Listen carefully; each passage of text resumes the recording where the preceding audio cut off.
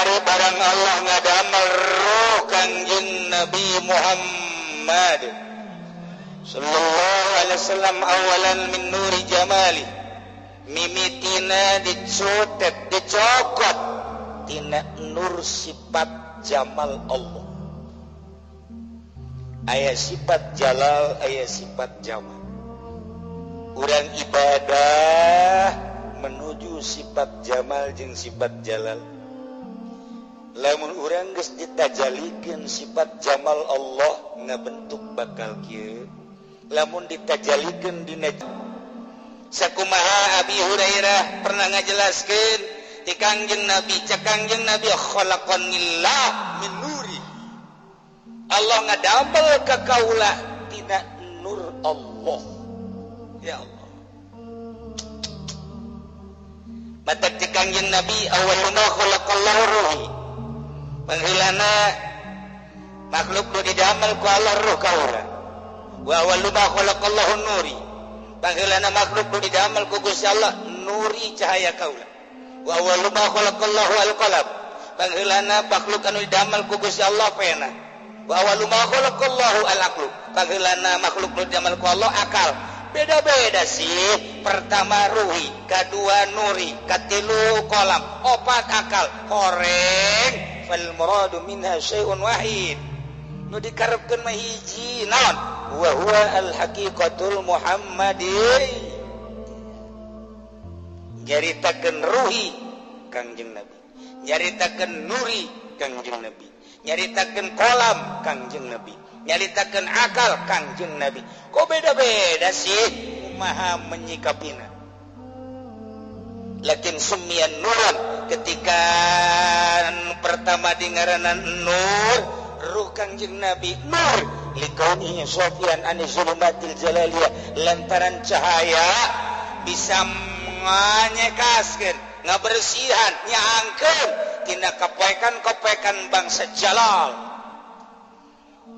Jelema teh nyahoeun ka pangeran sorot ku nur Kangjeng Nabi bae nyaho.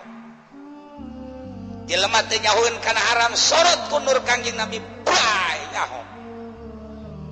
Jelema teh nyahoeun kana ieu teh salat wajib sorot ku nur Kangjeng Nabi bae nyaho. Jelema teh nyahoeun kana ilmu marifat sorot ku nur Kangjeng Nabi bae nyaho. Jelema teh nyahoeun kana bahwa yen kredit teh haram sorot ku cahaya juri bae ngridit. Lamun aya kiai masih kene ngridit can kasorot ku nur Kangjeng Nabi Muhammad sallallahu alaihi wasallam. Lamun aya jelema masih kene nyokot duit can kasorot ku nur Kangjeng Nabi Muhammad. Lamun masih kene aya jelema korupsi di negara can kasorot ku nur Kangjeng Nabi Muhammad sallallahu alaihi wasallam. Lamun aya jelema maling, aya jelema mabok, aya jelema zina can kasorot ku nur Kangjeng Nabi Muhammad sallallahu alaihi wasallam lantaran nu mantap dingaranan nur likaunihi sofian an zulumatil jalaliyah. Tinggal datang ka mana nyorot Kangjeng Nabi ka urang ukur ku urang. Aya anu sorotanana datang ka zahir, aya anu sorotanana datang ka batin, ieu mah zulumatil jalaliyah, bangsa jalal batin.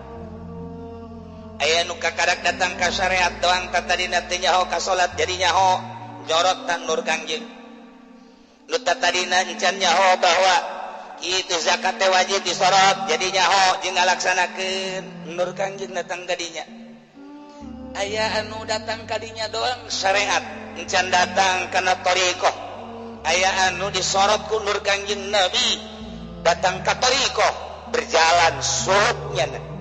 Aya ngabersihan batin, ulah aya ria di jero qalbu, ulah aya hasud di jero qalbu, ulah aya takabur di jero qalbu, ulah aya hubul mal di jero qalbu, hubul jah, hubul dunya, hubul riasa dan lain-lain sebagainya. Ketika nur Kangjeng Nabi Muhammad nyorot luar biasa, datang ka bersih teh bersih lain lalagaan, cekas ate. Tinggal urang ngadeukeutan Kangjeng Nabi bae. Sama orang maca sholawat ulah loba-loba sapoe 3 bisa 3 naik 11 7 naik 11 naik 44 naik 444 naik 4444 dalam diberi 4.444 kakara ngagoler di dieu. Nur Kangjeng. Jadi urang lamun hayang nyaho kaistimewaan ibadah urang sholawat. Ulah make macem-macem ulah make. Engke aya sholawatan di awak urang Kangjeng Nabi nyorot ka urang. Ketika Kangjeng Nabi nyorot ka sabaraha persen ka urang karasa ka urang. Sorotan nur Kangjeng Nabi nyorot datang ka syariat urang meta dina syariat. Ketika nur Kangjeng Nabi nyorot ka urang datang ka thariqah urang meta dina thariqah. Ketika nur Kangjeng Nabi urang nyorot kana hakikat urang meta dina hakikat. Tinggal sakumaha sorotan Kangjeng Nabi wae ka urang. Islamun di Denmark anu ngalecehkeun ka Kangjeng Nabi, di Bandung anu ngalecehkeun Kangjeng Nabi, di urang anu ngalecehkeun Kangjeng Nabi, ulah nyaritakeun jelema ngahinakeun ka Kangjeng Nabi melalui ucap eta mah jelas kafir. Urang ketika urang teu salat berarti urang ngalecehkeun Kangjeng Nabi. Urang teu ngazakat urang ngalecehkeun Kangjeng Nabi. Urang teu haji urang ngalecehkeun Kangjeng Nabi. Eta kakarak dina syariat. Ketika urang masih kena riya, urang ngalecehkeun Kangjeng Nabi. Ketika urang masih kena hasud, urang masih kena ngalecehkeun Kangjeng Nabi. Ku Kangjeng Nabi moal ditarima jaga di akhirat. Sebab aing ngembangkeun agama, cek Kangjeng Nabi dakwah nuta ulah hasud, aya kawarasi hasud bae. Sorotan nur Kangjeng Nabi datang ka mana ka urang?